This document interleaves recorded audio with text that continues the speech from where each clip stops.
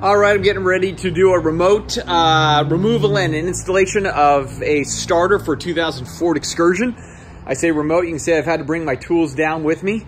Borrowed my wife's car so I could do this. It's stalled out at the parking lot of where I work, so decided to do that. Brought everything just in case, hammers, PB blaster, just anything you might need. And on this particular rig, and I'll probably walk through when I get underneath, basically what you're gonna need is a 13mm and a 10mm socket, something that's gonna be a little bit low profile so you can really get into the nooks and crannies of this thing. You're going for 3 bolts, which I'll point out here in just a minute underneath. But we're gonna crawl under there. You get in from the passenger side.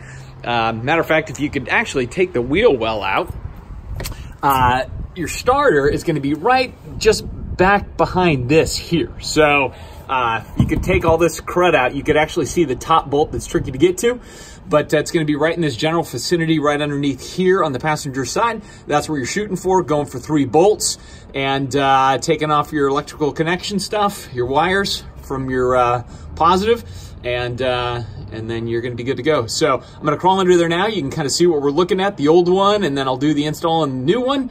And technically this could be like a 10 to 20 to 30 minute job depending on how those bolts cooperate with you. But we'll go ahead and get this thing done, and we'll see how it goes from there.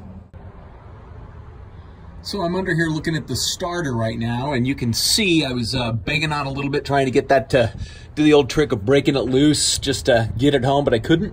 So I had a friend of mine tow it down to my work because I knew I could let it sit there for a couple of days. Anyway, so here's what we're looking at real quick. We're going after this bolt here, going after this bolt here, and then there's a third one up above, which holding the camera I can't really get to. I don't even know if I could quite, maybe we can see it up there. I'll have to look afterwards and see if you can actually see what I'm looking at, or not looking at, but maybe we can see this way. But those are the 3 bolts that are coming out, and then obviously you got the 2 wires there. They got to come off as well. I've got a little stuff already done simply because it'll expedite this video for you and that kind of thing, so you kind of know what's going on. I've already pulled the wires right here and here. This one is a 10mm nut.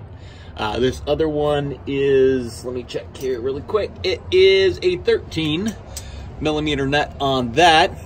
But then the real boogers to this whole thing are, there's 1 bolt here, there's 1 bolt right there, and then you can see where I've got my socket already attached to the 3rd one up on top, which is really awful to get to. You're gonna need a 6-inch extension on all of this, and you're going to want to use something that's really low profile, like a real low profile socket and everything else. You get something too bulky in there, it's just not going to fit. There's too much stuff in the way. And I'm using a 10mm socket. I've had some people say it's 3/8, and when I put a 3/8 on this, it started to strip that a little. So I switched out to the 10mm and you know, had no problems. It was a nice tight fit on those. You got to bear down pretty good. I actually hit these with PB blaster before. I actually started to try to bust it all loose. That's why it's all kind of wet looking there. But took a lot of just careful torque, trying to keep that socket nice and flat on the head. You know, you obviously don't want to get off at any angle or anything like that, because it's not like they're super deep either. I mean, it kind of maybe in the video looks like it, but you can see, you know, you got a little bit of risk there.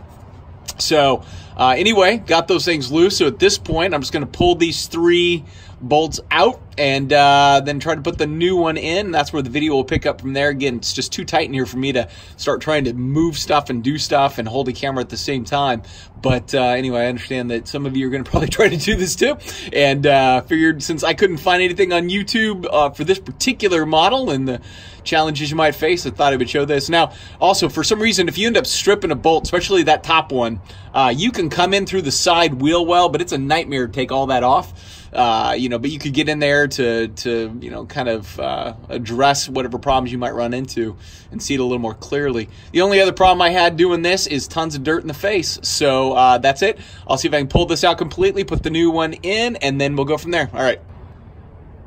So there is the new one back in. That top bolt, getting that last little remnant out, just took a little bit more, so I just had to jimmy it a little bit, but finally got it loose. Once the old one was out, this new one went in like less than 5 minutes. Again, you're flying blind on that top bolt, but you should do fine. So at this point, I'm going to go ahead and just attach the electrical stuff here, and then see if this actually is accomplishing the task that it's supposed to. So let's see what happens next here. Got the starter all put in.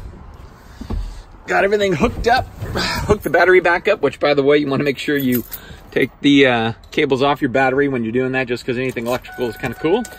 So take the radio off, and there you go, new starter put in. So it can be a really short job if those bolts cooperate with you. If they don't, it can be a longer job, but pretty easy overall. So hopefully this helps you out, YouTube. Again, I had not put the starter in on this thing before, so thought I would just kind of follow the map, because I looked on YouTube and nobody else had put this particular rig on there as well. So hopefully that helps. All right, take care, guys. Bye.